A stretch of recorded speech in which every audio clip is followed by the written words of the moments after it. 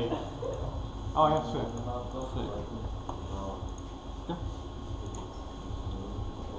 Yep. So I think I can start now. Is it picking up my sound? Is it recording my sound properly? Hopefully. Anyway, so I'm gonna try to walk you through a workshop today, creating maybe your first pixel art image, maybe it's your 100th or 10th, but this workshop is gonna assume that you have practically no prior experience. Like, if you have some prior experience, it's useful, but we're gonna try to go over the very basics of creating a pixel art artwork, and we'll try to complete maybe one, maybe two pictures in, let's say, in about an hour. So for starters, I'm gonna spend about hopefully 5 to 10 minutes going over some basics of theory before we start, which are useful things to know before you start making pixel art. To the Facebook event page, I also linked some useful resources. One of them is a talk about pixel art given by Leena Künnap, I think last year, which goes over more about the theory and history of pixel art and why it's still relevant. But we're not going to go over these things today. We're going to focus on such basics as lines and curves, how to draw them in pixel art, how to draw them well. We're going to go over color palettes and how they can make or break your image. Shadows, we're going to go briefly over shadows, and also perspective for you. Some of you aspiring game designers out there, if you're going to create a pixel art game, you should probably from the get-go choose which kind of perspective you're going to use and how to apply it to your artwork.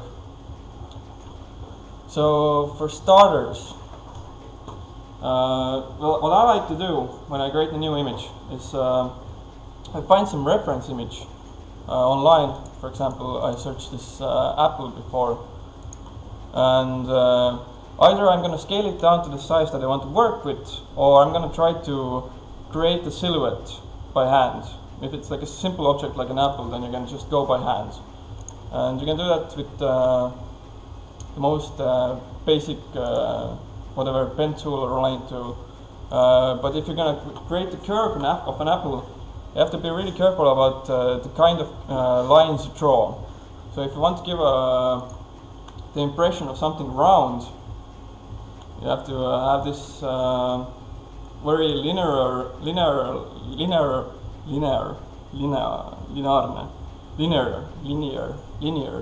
Sorry, my English is really bad today. Not used to giving presentations at all, and especially not in English. You have to have this very linear approach to how many pixels you have in a row. So if I have a curved object, you start from the top here, you have like 5 pixels, 4, 3, 2, 2, 1, 1, 1, and then it increases by 1 again very linearly. Like, depending on how wide the curve is, or how round the object is, or how what is it now? Elliptical your curve is. The increase can be like a longer pattern, like 3 2s or 4 2s in a row. But it's always an increase or decrease by 1 if you want to a curve. If I have like a jagged edge, then the bottom example is it's valid for something that's jagged, but it's definitely not giving it the impression of something that's round. So that's something to keep in mind when you're drawing your silhouettes. If it's a round object, then try to stick to these increases and decreases by 1 pixel in length of the strokes. But if it's a jagged thing object, you can improvise basically. If it's like a tree or something with very like jagged branches going out. So that's pretty much about lines. So yeah, this also it basically it's a very basic thing you need to understand before you start. So your silhouette will look correct. So you won't have like an apple with jagged edges or anything. Like if I try to freehand a round object here, it's like might be a bit jagged, so it doesn't look perfectly round. So you want to go over like the edges where it is. You don't have like yeah, okay, never mind. I hope you get the point anyway. Not gonna go over this anymore. Then the next thing is color palette. Well, if you like if you have an apple or something, you kind of well, actually, we're gonna cover it while we're doing. So let's just start with the apple. I'm gonna take my reference image, copy it. I'm gonna get it into a new skill. I'm gonna resize it down to, let's say, 32 by 32. It's a nice small resolution to start with. If you're like very inexperienced, I suggest to start with small resolutions. You can get used to giving detail to small objects, and as you gain experience, you can try doing bigger things or animating things. But 32 by 32 is a nice starting size.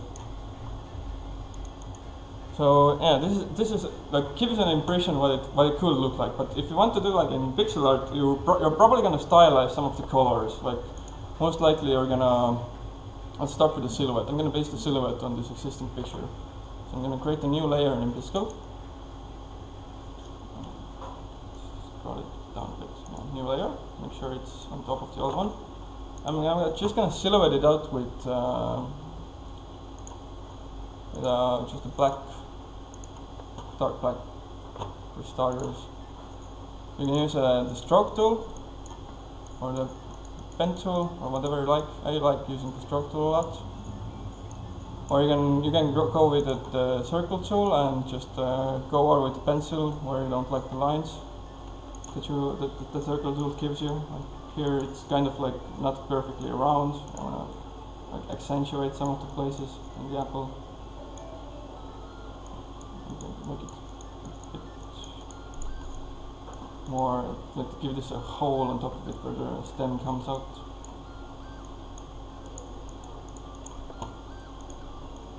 So using a picture for a base, it's not cheating. A lot of pixel art artists do it like that. But the key is you give it your own feeling, or you use it just as a basic reference and you make something completely different. Or you can just, for practice, you can replicate others artists' work. If you want to know how they did something, the best way is to go just look at it pixel by pixel and try to replicate and learn the methods and adapt it to your own style or mix something new together. So yeah, this is the basic silhouette. You can check it if it works for you. And the next phase is probably just like blocking it out with different colors or shades. So for starters, I'm going to make a red apple. I'm going to find the most basic red for my apple, for my palette. Let's see. There are many ways to go about palettes. There's the link in the event has links to this tutorial that goes over palettes as well, and it gives you some nice tips so you don't completely screw it up. But I'm gonna try to go with something as basic as possible for now. So let's take something like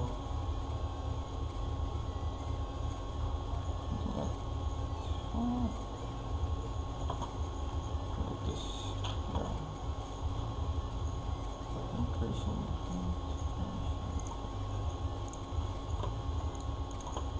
Find it's not too oversaturated, but bright enough.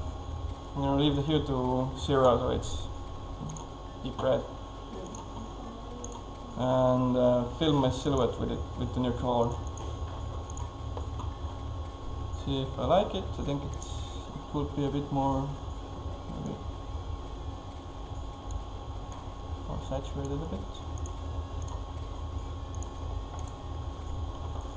Okay, that works for me. You can also pick colors from your reference image if you want to like stay true to the real thing. You can go back to the reference image, use the color picker and put your palette together from these over here. So let's do this. It's probably easier for starters. I don't use Pixelart a lot myself. I use other software to manage palettes, but the only way I've figured out how to get your colors with the picker to the palette is by selecting the color first. Let's get the deepest way that I can find here. Click here and copy this hex value and go to your palette. If you don't have one, create new one. Manage it. Select one existing color and paste in the hex. And rinse and repeat. This way you can like put together a palette. I'm gonna choose like 5 to 6 different shades of red. You can see this is my old one. I'm gonna go a step lighter.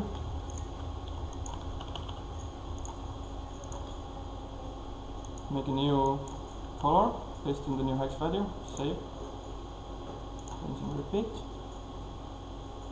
This one.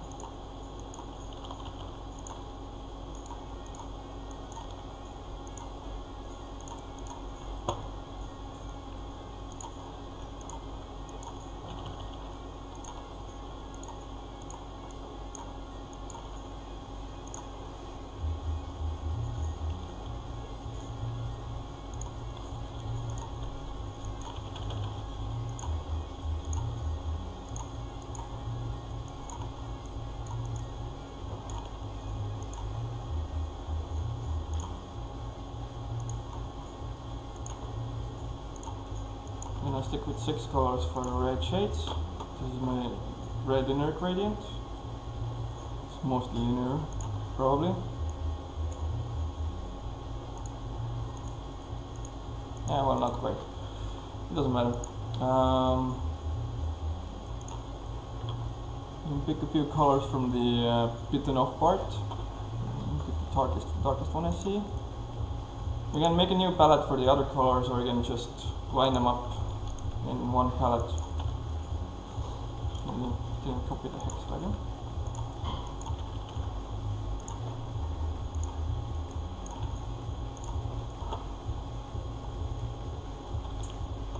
Go with something a bit lighter. Or you can if you don't find the perfect shade, you can manually go and figure those colors a bit. Let's see what I can do with this.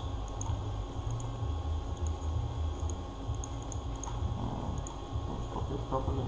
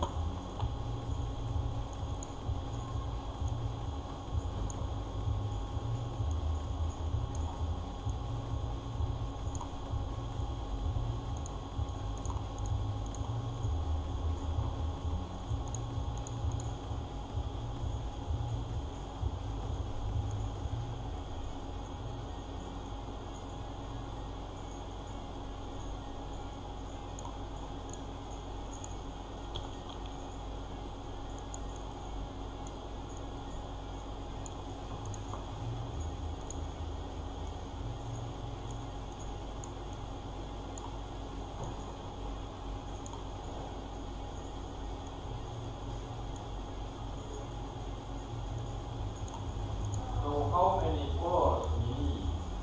Well, it totally depends on how many you want to use. Like back in the days when Pixelart started, you were limited to 16 colors usually, or maybe even less. Like back in the, I think it was a CGA era when you only had like 4 colors. So it all depends on what stylistic choice you are going for.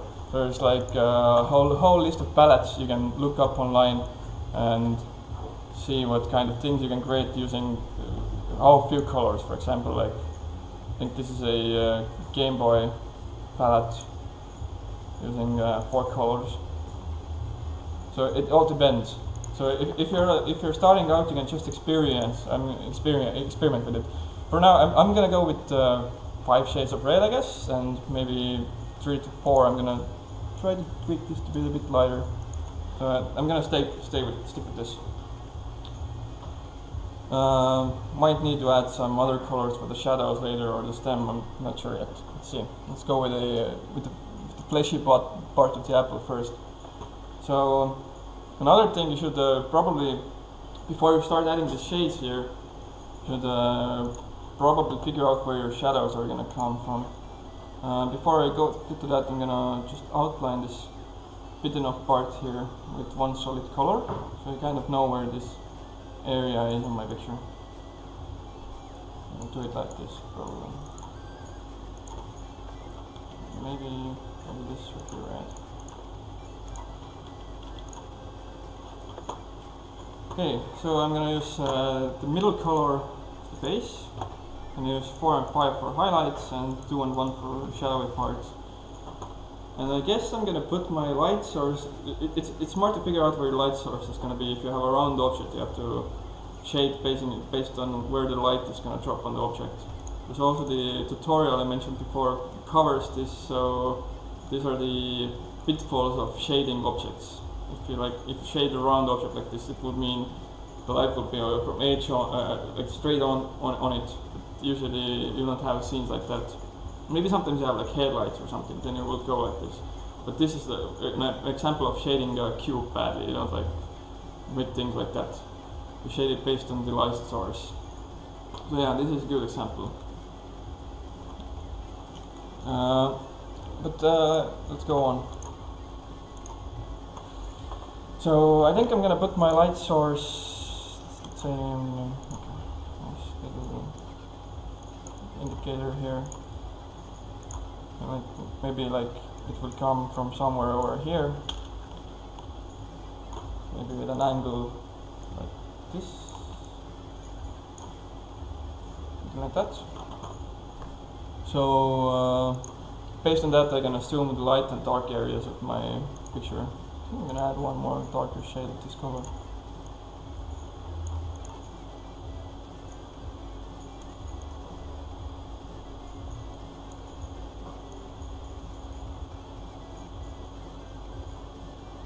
In grading your gradients, you can play with all the 3 values. You can play with hue, saturation, and value to get new colors. You don't just have to go like value for brighter and darker. You can mix in some like different kind of ways you can go with your palette. You can like increase one of them one way and the other way, and you can get all kinds of new interesting results. So here I just shifted the hue a bit more towards red to get like a darker shade of orange.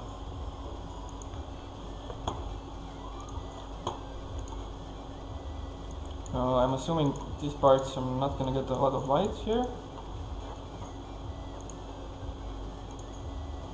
This should be my middle value here.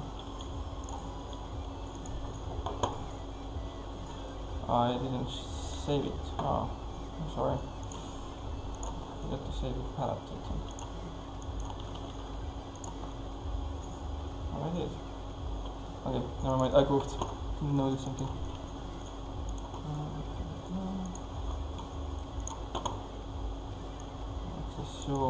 Let's assume the light is gonna hit somewhere over here, and then make these areas, give them some different bright spots here, the outline a bit.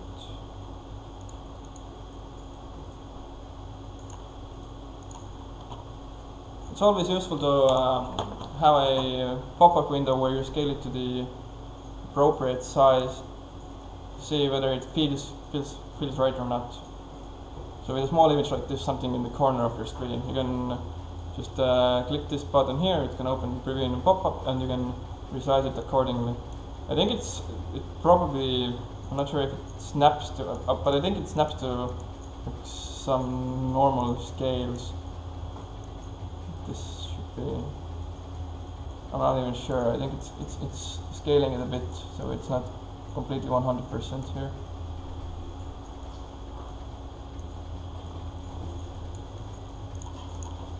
Anyway, let's keep going. Most nice parts.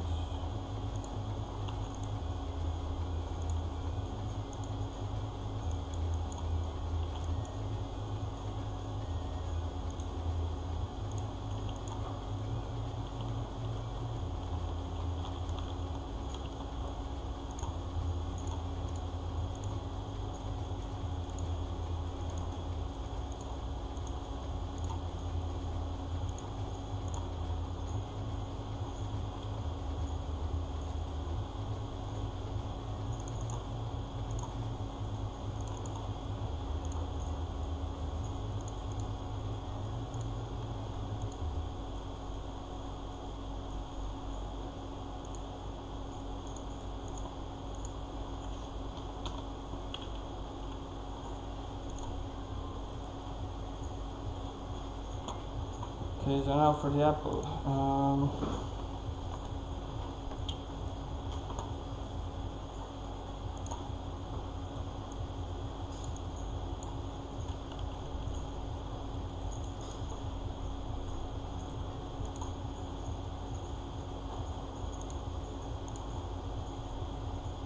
So I'm gonna start somewhere from down here. So if it goes like this, then the middle should be.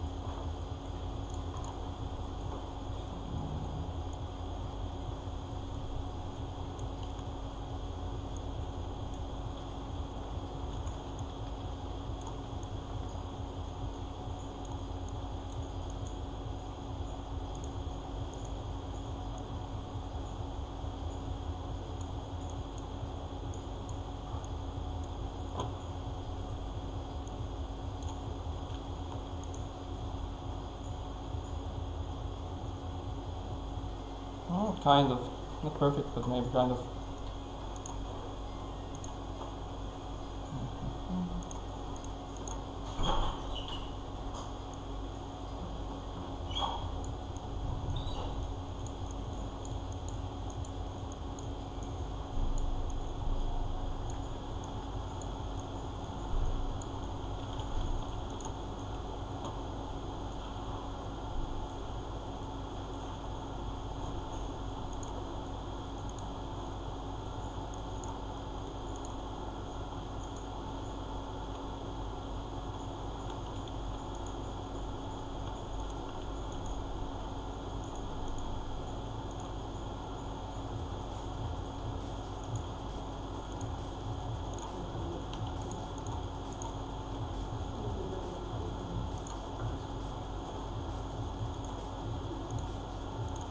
You can use right click and left click separately for different colors. You have to, if you make mistakes, you can hit them left click, right click, and you can work on the edge of one of these gradient islands.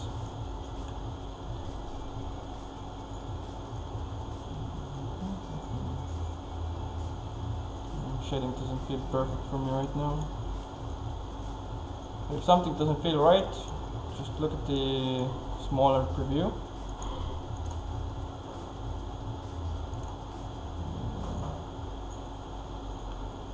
Like no 2-time increase.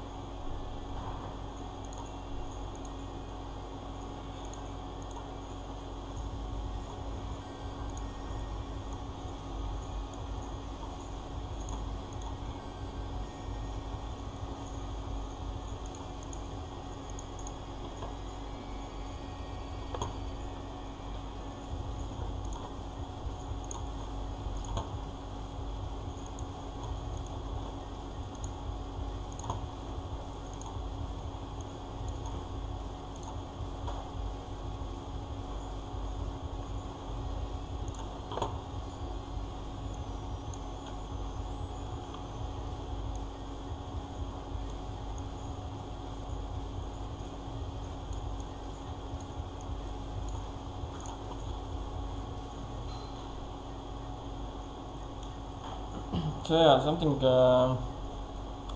say basic complete apple would be something like this. So it always takes a lot of work to get it just right. If you're like are not satisfied with the shading, you can try different things. I'm not gonna go too much into it. I will probably spend like another hour or two to make it absolutely perfect, give it more shading or something. For now, I'm just gonna add a little green leaf on it and call it done. So again, you can pick your basic green color, fill in the outline, and then make a small palette with maybe one or two shades. If it's a small object, it doesn't need a lot of colors. Just in case, I'm gonna make it on a new layer, so I don't overwrite any of my Apple data here.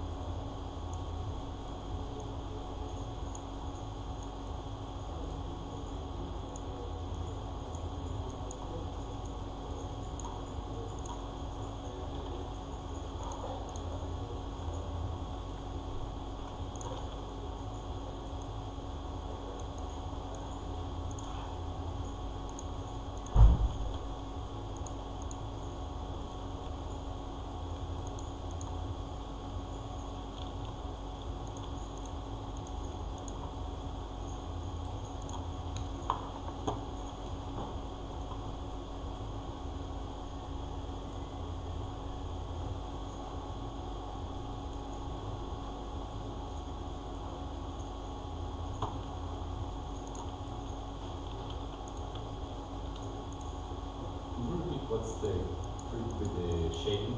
You just mentioned some combination of keys to shade. Oh, you mean for two different colors? Yes.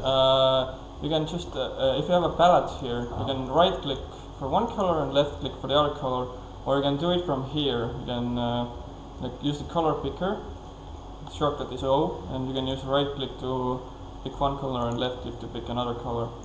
Or you can just edit straight from here or paste in a hex value. So if you get like a palette online, you can usually copy the hex code.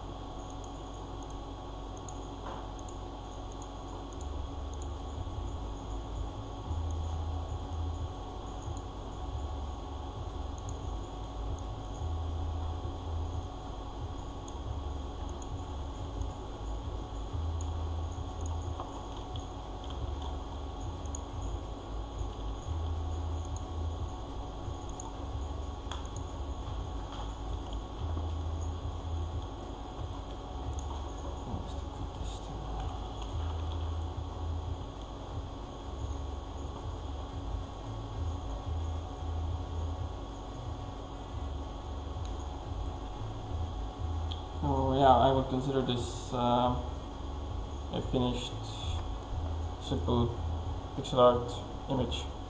At least if it's your first one, you can finish it there and say that you've done pixel art.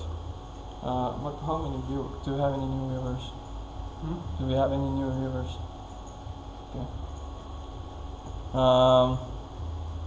Everybody present, are they still working on something? Can I take a look?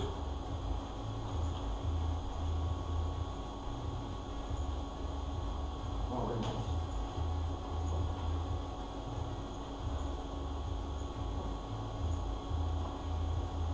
Oh, that's cool.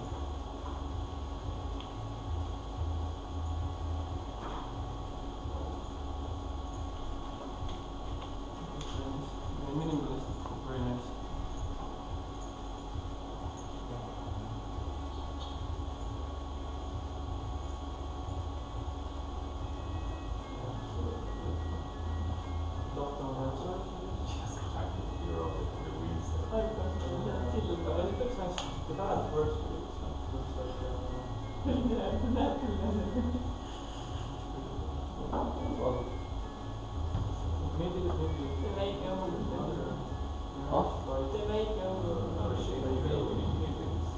Perhaps, maybe. That's cool. It's a good time where you will make a clone of the frame and experiment it with because I think I like it. We're gonna take it to different directions.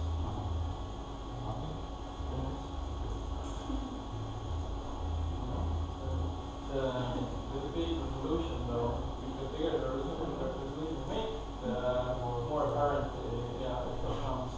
But if you add too many, it's probably gonna go pretty video, someplace. So even if lights are over here, think about curve, maybe some of the layers wider, but this band could be a bit more wider here. Perhaps. So right now it's flat, so if you just space it out a bit better, at least for me very nice.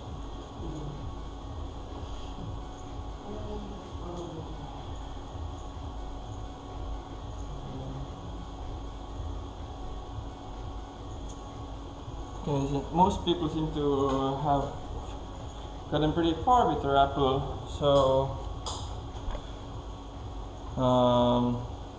at least 2 people present already made animations, so yeah, some are pretty far.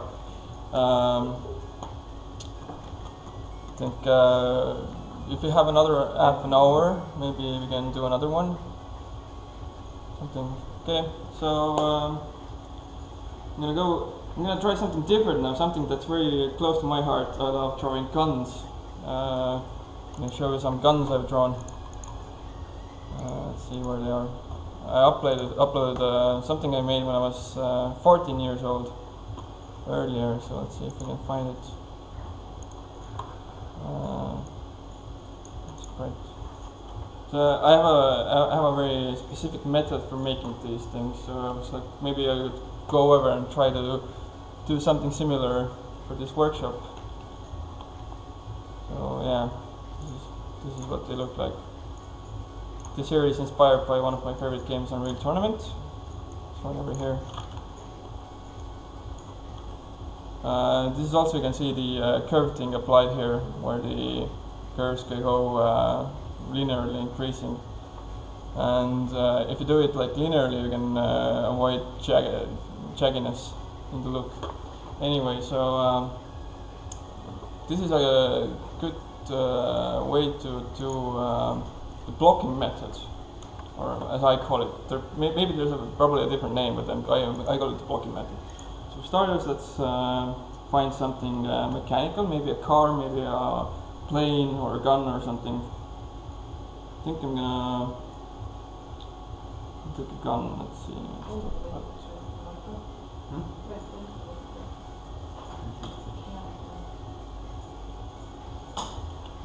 Let's take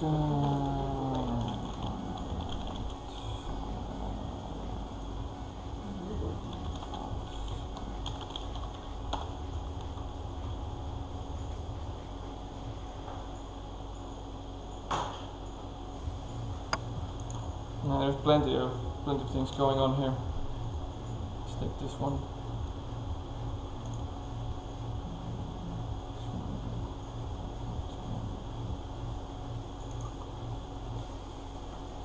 I like something more orthographical. Ah, but I can work with the silhouette, I guess, yeah. Image.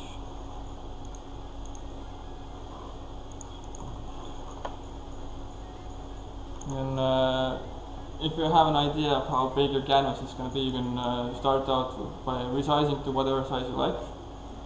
These I usually go with 180, 1.8 by 64 or 33.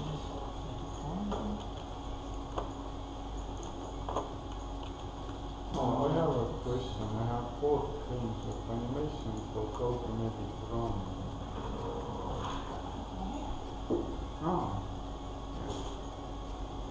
Okay. What was your question? No. Okay, you got it. Okay. If you find the sweet spot, you get it to loop, and then it's perfect. Okay, this is not quite to my aspect ratio. Let's see. Try to. Fine. Okay. I'm just gonna use this as a base for my silhouette. So first, I'm gonna make a new layer. Probably use the background color or something that's a bit more stand out.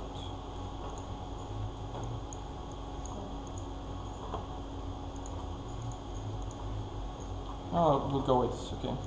I'm gonna use this from a silhouette. I'm gonna use the stroke tool again, just to. I guess I didn't save my apple.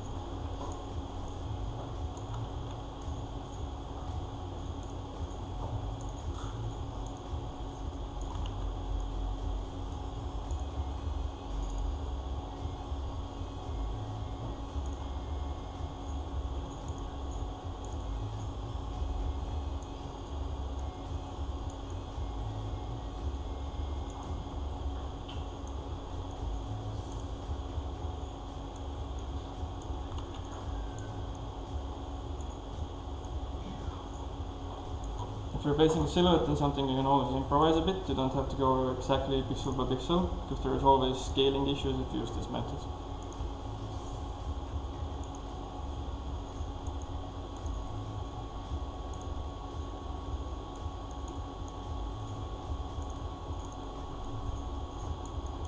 And it's usually not a good idea to proceed with your picture until you're totally satisfied with the silhouette and it feels right. Because later it's going to be a bit more difficult to come back and change the entire shape of the object when you're already done shading or things like that. So I'm going to just paint bucket it, write the entire layer, see what I think about it, and decide whether I'm ready to proceed with it. The next step would be like blocking in different parts of the object. Here you can just like one method I've used is I take the reference image, open it in another window, and just look at the features. Okay, this is not the correct image. Just look at the features and try to kind of replicate it with pixels on my own image, or I can work with the silhouette and come up with something completely different. Like I can just assume what would be here and make my own shape. So it would be just blocking in the general areas of your whatever you're drawing. So for now, I'm not going to make a new palette. I'm just going to use different shades of like a gray, just block areas in. You can make a palette if you like. If you like have a you have decided like what kind of palette you're using, you can make a palette right away. But if you're like freehanding it, going with it along as you go, like I am right now, I can just use a white and black gradient.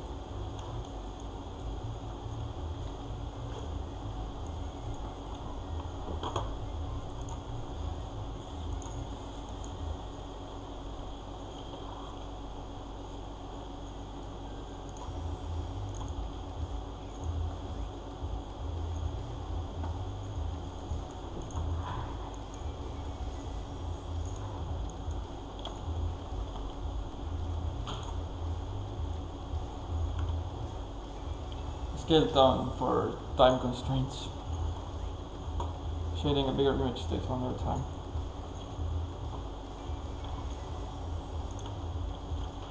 No, but I want it to be smooth.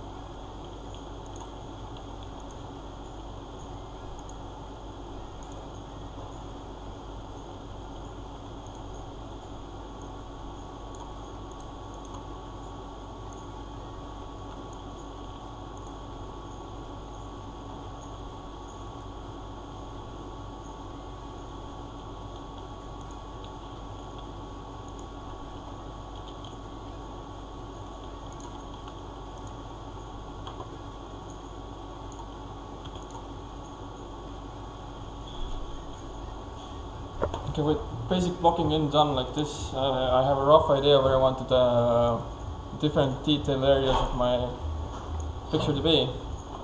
I also sorted out kind of how dark and how light I want some areas to be. Or it's not exact. It's basically what it does is separate different components, and from here I'll probably figure out a palette I want to use, fill in the blocks with the palette colors, and then start shading.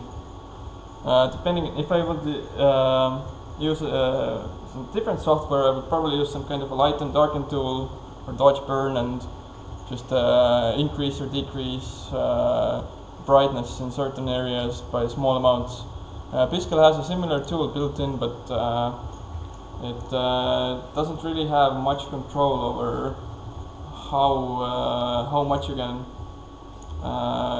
darken or lighten areas, unless if you freehand it like this, you can do it like this, but doesn't give you exact control. And if you use the apply only once per pixel, you get a preset increase or decrease in brightness, which is not ideal. Again, to subtle shading, it will be like preset increases or decreases in darkness. So if you want to do something like this in Pixel, you probably want to make a palette with different shades, like bright areas, highlights and deep shadows. So I guess I'm gonna base my palette off of the original. Again, it's the easiest way to do a palette. Just color pick and assign it to your palette. Don't have to do any number magic.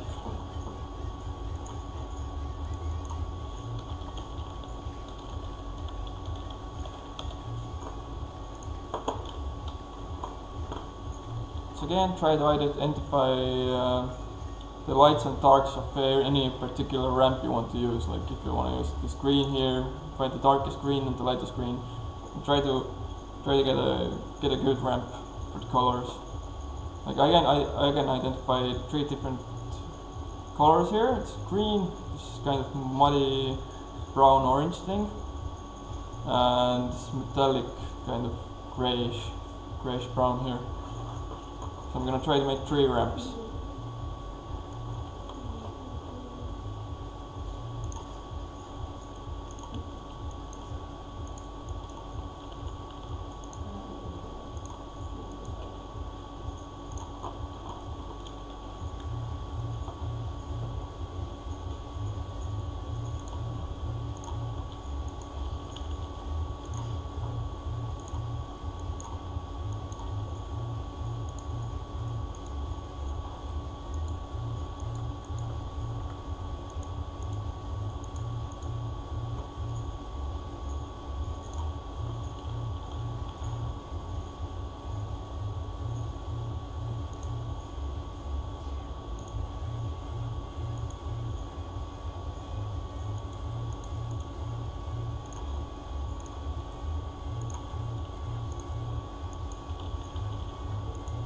If anybody knows an easier method to get your colors from the color picker into the palette in Pixel, you can tell me right now, because this is tedious, but it's the only way I know how to do palette management like this.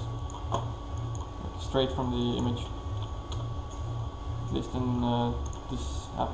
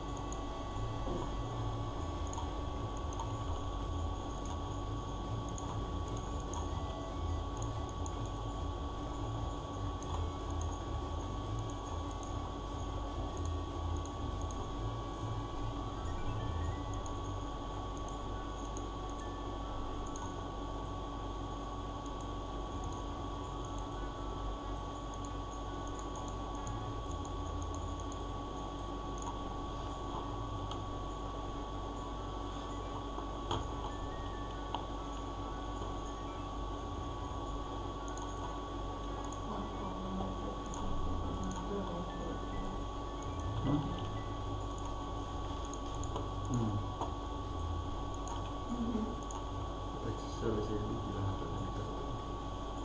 Tää voi vähän siitä. Se on vähän nummea.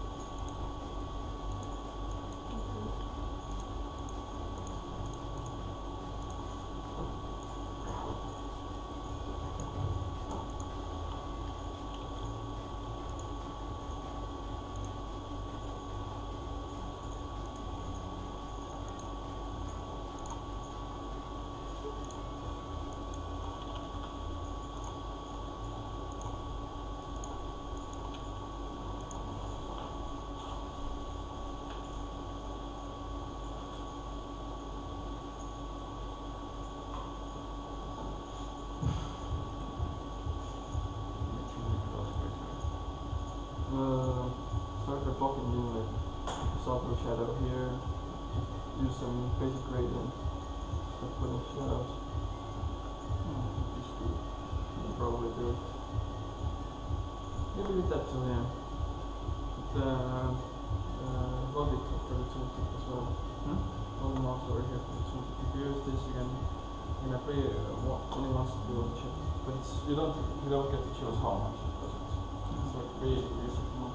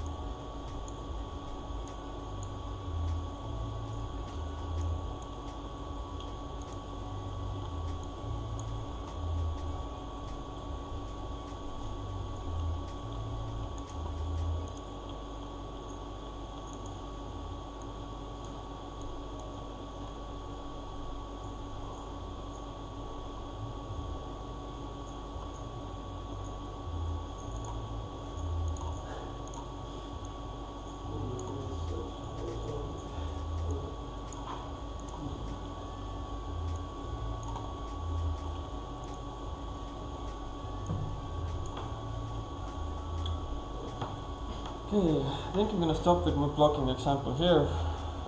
Could go on with it forever. But as you can see, the basic premise is I have chosen the angle of light again, which is for my image, at least it's supposed to.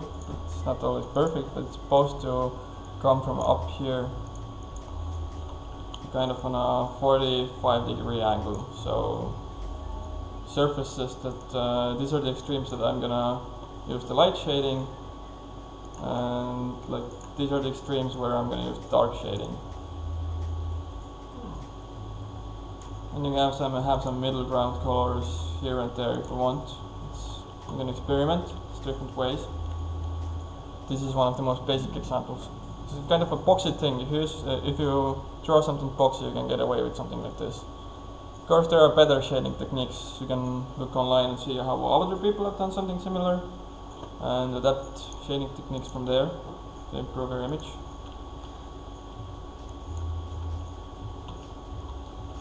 But for the purpose of this workshop, this is kind of gives the general idea of how I would go about this. For my own purposes, I usually add another layer where I use some kind of like an airbrush to add lighter and darker areas through like a additional layer that just multiplies values to get some darker and brighter areas.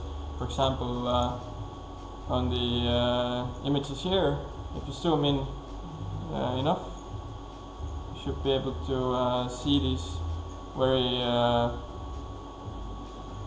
very huge gradients where there's lots of shades here. This is accomplished with airbrushing, like a black and white layer on top of the image.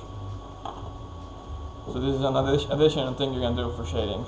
It's like kind of like Pixelart post-processing. But you have to be careful with this because you might get like anti-aliased edges that are gonna be really sharp in the final image. So you might want to go over these manually and correct these. For example, when I look at this right now, I don't particularly like these very bright dots here. These are artifacts from using this kind of a method, where it's just you can actually do this in Biscal as well, but it's not as easy. So you can like take your weapon silhouette, like the basic black silhouette that you have, duplicate it to a new frame, and of course I deleted the silhouette already, but show you what I mean. Just copy this over, paste it. Let's fill everything with, let's see, some mid-range color.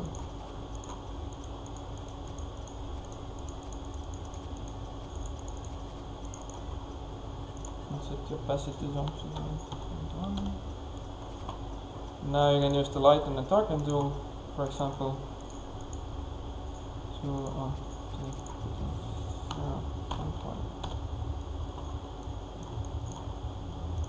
And you can do something like this. This is one method you can use in Biscal. It doesn't always work for every object. It works for certain things, and only if you keep the style consistent. So if you have more like very clear pixel per pixel style, you probably don't want to use this. If you have like very small palettes, very like gradients with large steps or something, then you don't want to use this. This is what you're gonna use if you have lots and lots of colors, and you don't mind having lots of colors, and you're not really managing your palette. If you do this, you won't no longer have a like managed palette, probably, unless you like keep them on separate layers and only use it on occasion. This is just something you can do. Personally, I don't use it much anymore. Anyway, any questions?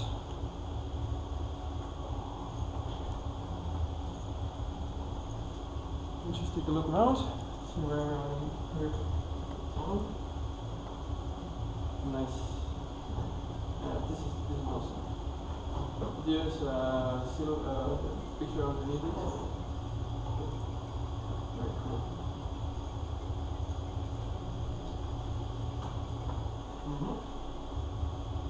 It's not really work. It works.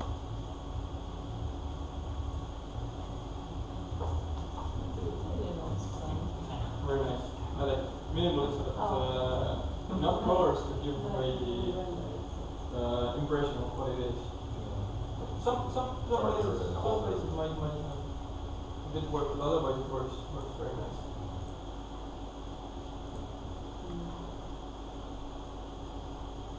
This is coming along. This is I made it at stage. But this is coming along well. If you give it this resolution, you can now add a lot of details, but you might probably want to like have more softened gradients at the end as well. Detail. Yeah, it's going in the right direction. Blocking is good.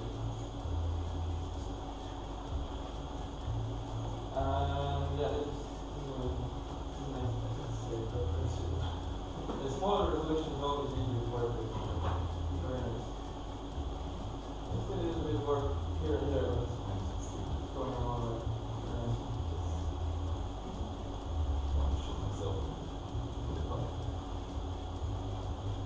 It's very hard to get the impression of something like this right if you're working with small resolutions, but I think it's very nice.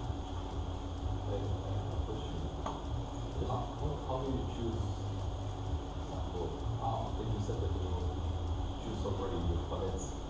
You can use for today I didn't really, because it takes time, like choosing the palette and you're going to spend an hour choosing them. If you just Google Pixelart palettes and Google, you're going to find a lot of pixel reasons. The question is, how do you choose when to go from saturated to non-saturated? The non-saturated is for standard border. There are theories for Madis. I linked some research to the events page. There's a chapter that goes over palettes. It shows how you get different uses. There are a lot of choices to go with. I don't have like the right answer for it.